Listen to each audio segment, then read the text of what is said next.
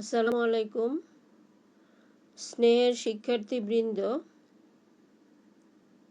একাদশ শ্রেণীর গার্হস্থ্য বিজ্ঞান ক্লাসে তোমাদের সাথে আছি ডক্টর শাহনাজ বেগম, সহযোগী অধ্যাপক, অর্থনীতি বিভাগ, কুমিল্লা সরকারি মহিলা কলেজ।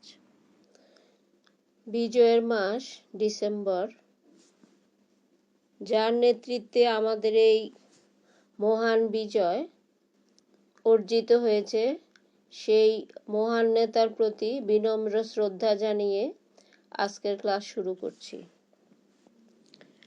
শিক্ষার্থীবৃন্দ, আমরা এর আগের ক্লাসে একটা পরিবার কিভাবে আয় করতে পারে, তারপর তার ব্যয় কিভাবে হয়, অর্থাৎ তার পরিবারের ব্যয়টা কি কি বিষয়ের উপরে নির্ভর করে, এবং একটা পরিবার কি কৌশল অবলম্বন করলে তার পরিবারের আয়টাকে আরও বাড়িয়ে নিতে পারে বা ব্যয়টাকেও কমিয়ে নিতে পারে, সেগুলো আলোচনা করেছি। একটা পরিবারের অর্থ সম্পদ ব্যবস্থাপনার উপরেই কিন্তু ওই পরিবারের লক্ষ্য অর্জনটা কতটুকু হবে বা কতটুকু হবে না সেটা নির্ভর করে। অর্থাৎ একটা পরিবার আয় করার পাশাপাশি যদি একটু চিন্তা ভাবনা করে ব্যয় করতে পারে, তাহলে কিন্তু তার জন্য লক্ষ্য পূরণ করা সম্ভব হয়।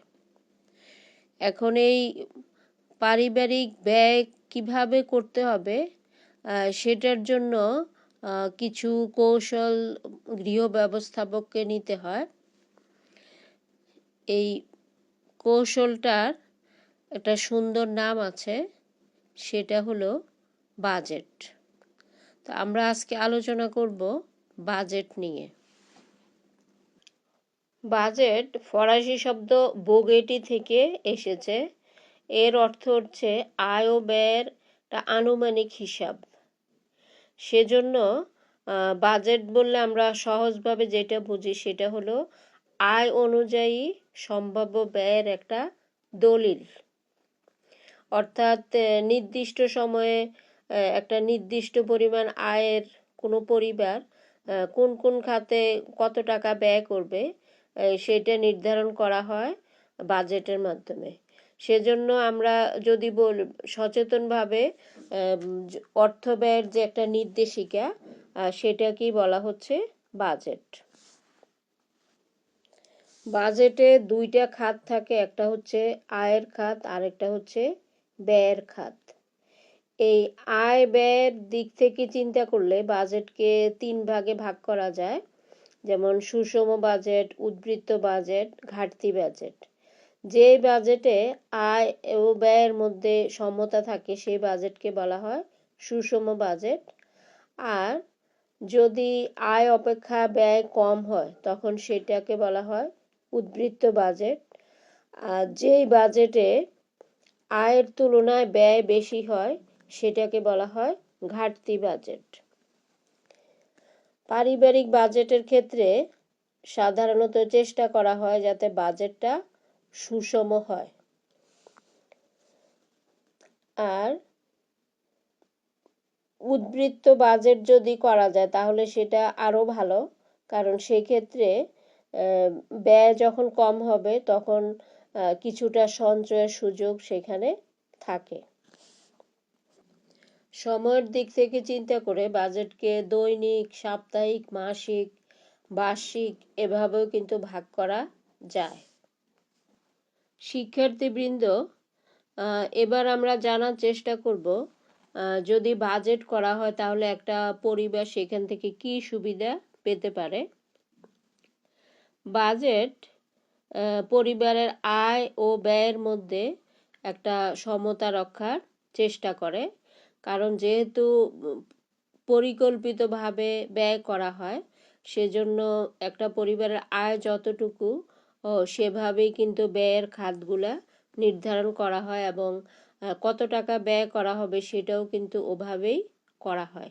সেজন্য আয় ব্যয়ের মধ্যে একটা সমতা রাখা সম্ভব হয় বাজেট করার মাধ্যমে। বাজেটের মাধ্যমে একটা পরিবারের আয় কত হচ্ছে, তারপরে তার ব্যয় কত হচ্ছে সে সম্পর্কে একটা পর্যাপ্ত কিছু তথ্য পাওয়া যায়। আর বাজেট আরেকটা জিনিস শিখতে সাহায্য করে, সেটা হচ্ছে আয় অনুসারে কিভাবে ব্যয় করতে হবে। অর্থাৎ আয় বুঝে ব্যয় করার শিক্ষাটা কিন্তু বাজেটের মাধ্যমেই করা সম্ভব। আর একটা পরিবার তার সদস্যদের যে প্রয়োজনীয় চাহিদাগুলো সেটা পূরণ করতে পারে যদি ওই পরিবারটা বাজেট তৈরি করে। কারণ বাজেট কিন্তু তাকে একটা নির্দেশনা দিয়ে দেয় যে তার পরিবারের সদস্যদের চাহিদাগুলো কিভাবে পূরণ করতে হবে। এর পাশাপাশি বাজেট করলে কিছু অর্থ সঞ্চয় করা সম্ভব হয়। কারণ বাজেট করলে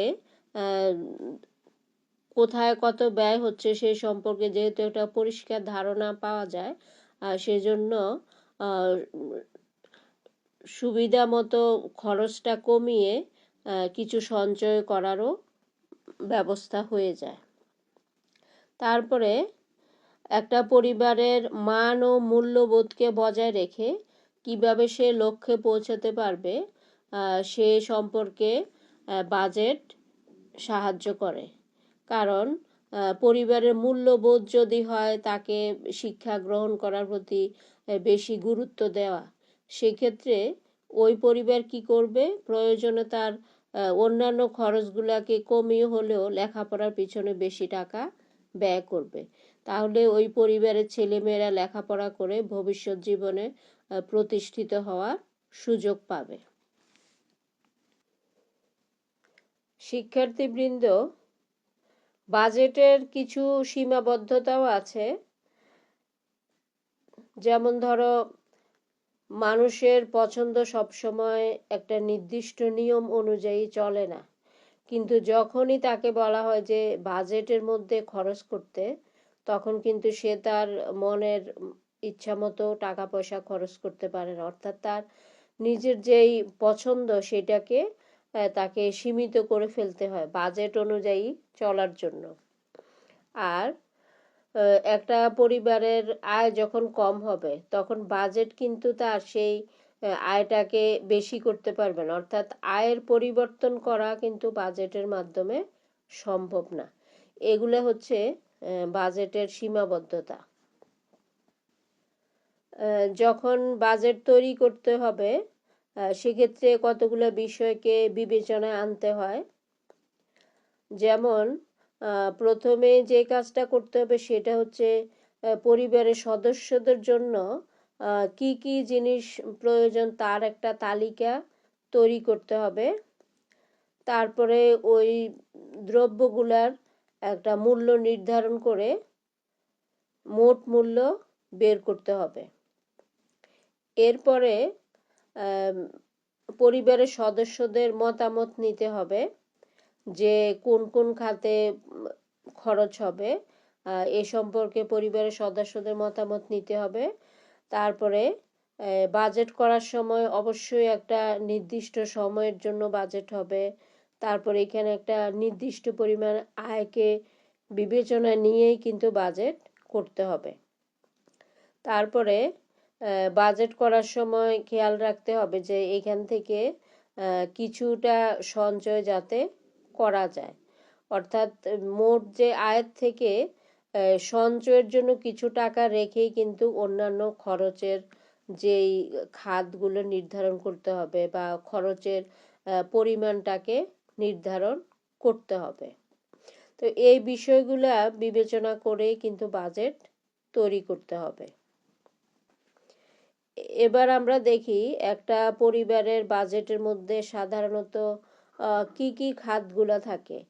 একটা পরিবারের বাজেটে সাধারণত দেখা যায় যে খাদ্য, তারপর পোশাক, বাসস্থান, শিক্ষা, চিকিৎসা, যাতায়াত, যোগাযোগ, তারপরে পত্রিকা বা বিভিন্ন রকম প্রয়োজনীয় সামগ্রী ক্রয় ইত্যাদি বিভিন্ন এই ধরনের খাতগুলা অন্তর্ভুক্ত থাকে।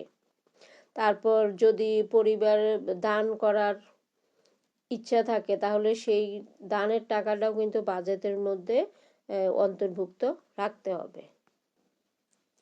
সুন্দরভাবে গৃহ ব্যবস্থাপনা করতে হলে একজন গৃহ ব্যবস্থাপককে অবশ্যই টাকা পয়সা খরচ করার সময় কিছু কৌশল অবলম্বন করতে হবে। তার মধ্যে একটা কৌশল হচ্ছে বাজেট করে খরচ করা, যেটা আমরা আলোচনা করলাম। গৃহ ব্যবস্থাপককে টাকা পয়সা খরচ করার সময় একটা কৌশল নিতে হয়, সেটা হচ্ছে যে কোন দিন কত টাকা খরচ হয়েছে, কত তারিখে কত খরচ হয়েছে, কোথায় খরচ হয়েছে, এইটার একটা সুন্দর একটা হিসাব কিন্তু তাকে রাখতে হয়। তাহলে এই হিসাবটা সে রাখতে পারে যদি সে পারিবারিক এই সমস্ত হিসাবগুলো সে লিখে রাখে। পারিবারিক এই হিসাব লিখে রাখার সময় তার কিছু পদ্ধতি তাকে মেনে চলতে হয়। যেমন হিসাব লিখে রাখার সময় তাকে অবশ্যই তারিখ উল্লেখ করে সেটা খাতায় লিখতে হবে। তারপরে খরচগুলো খাত হিসাবে আলাদা আলাদা করে লিখতে হবে। তারপরে সময়ের হিসাবটাও তাকে রাখতে হবে। যেমন যে খরচগুলো মাসিক সেটার একটা আলাদা হিসাব থাকবে, যে খরচগুলা এক বছরে একবার করতে হয় সেটার খরচটা সে আলাদা করে লিখবে। তাহলে এভাবে লিখে রাখলে তার পরিবারের যে হিসাব রাখাটা, হিসাব রক্ষণের যে কাজটা, সেটা ঠিকভাবে সে করতে পারবে। পারিবারিক হিসাবটা সে কেন লিখে রাখবে? লিখে রাখবে এই কারণে, যদি হিসাবটা সে লিখে রাখে তাহলে সেখান থেকে সে কতগুলো সুবিধা পাওয়া যায়। আমরা যখন টাকা পয়সা খরচ করি তখন দেখা যায় যে অনেক টাকা খরচ হয়ে যাওয়ার পরে হঠাৎ মনে হয় যে এতগুলি টাকা আমি কি করলাম, এতগুলো টাকা কোথায় গেল।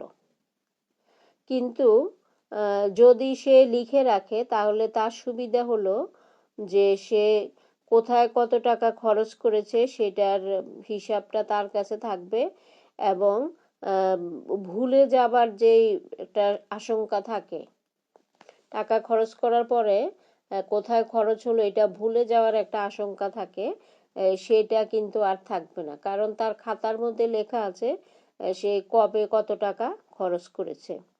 তারপর লিখে রাখলে আরেকটা সুবিধা হয় যে যে আয়টা তার পরিবারের আছে সেইটাকে সে সুষ্ঠুভাবে ব্যবহার করতে পারে, এবং এই সুষ্ঠু ব্যবহারটার জন্যই কিন্তু হিসাবটা লিখে রাখা দরকার।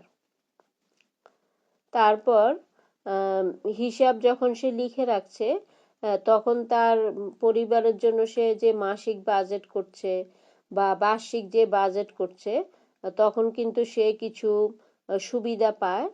তারপরে জিনিসপত্রের দর দাম এইটা সম্পর্কে তার একটা ধারণা থাকে যে আগে কত ছিল এখন কত হয়েছে, বা দামের মধ্যে যে উঠানামাটা সেটাও কিন্তু তার এই লিখিত হিসাবের মাধ্যমে জানা যায়। তারপরে হিসাব যখন সে লিখে রাখছে তখন দেখা যায় যে সে কিছু অপ্রয়োজনীয় যে ব্যয় সেটাকেও সে ইচ্ছা করলে বাদ দিতে পারে। তারপরে হিসাব যখন সে লিখে রাখবে তখন তার টাকা পয়সা খরচ করার জন্য একটা সুন্দর একটা নিয়মে সে টাকা পয়সাটা খরচ করতে পারে। কোনো কোনো সময় দেখা যায় যে আমরা এমন কিছু জিনিসপত্র কিনে ফেলি যে এটা হয়তো পরিবারে তেমন কোনো প্রয়োজনেই আসে না, হয়তো এই চোখে একটু ভালো লাগলো সেই জন্যই কেনা হয়। কিন্তু এই অভ্যাসগুলোকে কিন্তু বাদ দেওয়া সম্ভব যদি আমরা হিসাবটা লিখে রাখি বা বাজেটের মাধ্যমে আমরা টাকা পয়সা খরচ করি।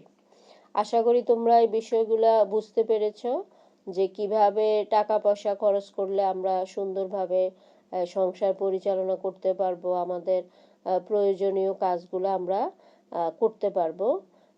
কোনো কোনো সময় দেখা যায় যে অপরিকল্পিত টাকা পয়সা খরচ করার কারণে আমাদের প্রয়োজনের সময় আমরা আমাদের টাকা পয়সা হাতে থাকে না, যার জন্য একটা পারিবারিক বিপর্যয়েরও সৃষ্টি হতে পারে। এখানে খুব গুরুত্বপূর্ণ দরকারেও টাকা পয়সা থাকে না, তখন দেখা যায় যে ওই পরিবারটা হয়তো কোনো কারণে সে ঋণগ্রস্ত হয়ে পড়লো, এবং এই ঋণী হওয়ার কারণে পরবর্তী সময়ে তার আরও নানান রকম সমস্যা এসে দেখা দেয়, যেই কারণে পরিবারে টাকা পয়সা খরচ করার বিষয়টাতে যথেষ্ট সচেতন হওয়া দরকার, যাতে পরিবারের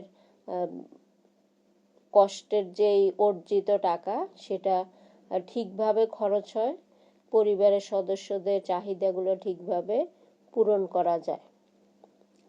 তো তোমরা নিজেদের জীবনেও এই অভ্যাসগুলো চর্চা করবে। আর তোমাদের জন্য একটা বাড়ির কাজ থাকলো, সেটা হলো তোমাদের বইতে পারিবারিক বাজেটের একটা নমুনা দেয়া আছে। এটা তোমাদের ব্যবহারিক পরীক্ষার জন্য গুরুত্বপূর্ণ। তোমরা বই থেকে দেখে দেখে হলেও এরকম একটা পারিবারিক বাজেট তৈরি করবে, আর যখন আমাদের ক্লাস চালু হবে তখন এটা জমা দিবে। আমাদের আজকের ক্লাস এ পর্যন্তই। আশা করি সবাই ভালো থাকবে। ধন্যবাদ সবাইকে।